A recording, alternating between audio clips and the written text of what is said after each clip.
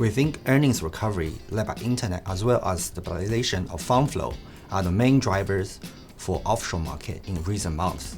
As guidance and outlook continue to improve and policy support continue to roll out, we started to see more upgrades post first quarter results and policy meetings.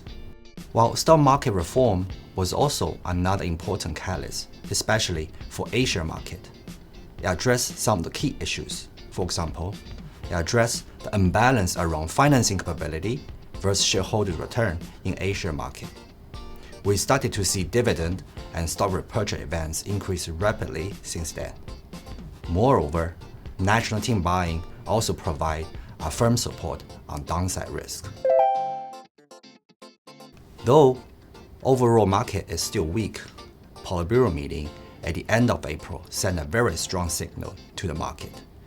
We saw a much more practical pivot to focus on delivery of pre-sold homes and excess inventory, which are the key reasons behind weak confidence of China's real estate sector. We also saw a swift follow-through on policies this time. This suggests central and local government are becoming more active and determined. And if executed well, it could mark the floor of current crisis. And moreover, as real estate has been declining in the past couple of years, its impact on economy will be much less in the future.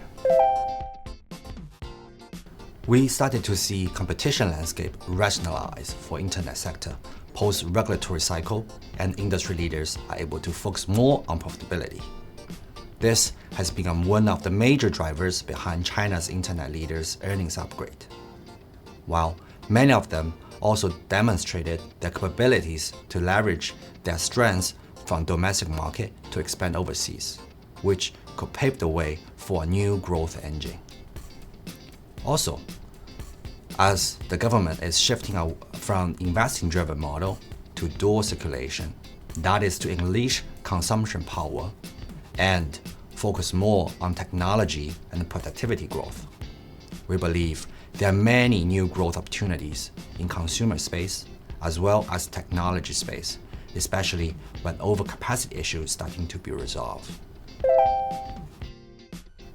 EV sectors suffer mostly from overcapacity and overcompetition, as well as friction from foreign market access. However, through competition and innovation, Chinese companies have established technology and cost leadership globally, which has built a strong foundation for growth in long term. We also notice capex intensity has come down already, such as battery sector, and industry leaders such as CATL has already shown inflection point on profitability and cash flow. As competition landscape and trade frictions start to clarify and improve, as we have seen in other industries in the past, we believe relevant themes will see large upside. Chinese companies have established dominance in technology and cost and continue to lead in new technology development. Again, as overcapacity issues start to resolve and trade frictions start to clarify, we believe industry leaders and relevant themes could rebound. Upcoming third plenum will be a key event to watch. We expect to see more structural reform topics to be addressed, which will have sophisticated implications for China's mid to long-term growth. Furthermore, China just came out of the most severe deleveraging cycle, growth model shift, as well as US rate high cycle and trade war.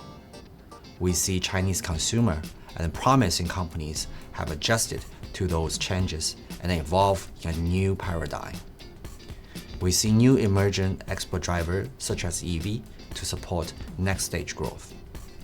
While as consumers now are able to save more from mortgage burden, hence start to spend more on other areas, such as leisure activities.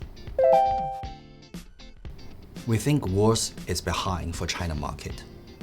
As worst part of the deleveraging cycle is largely behind, earnings likely bottom out already, while government will also provide downside support for onshore market.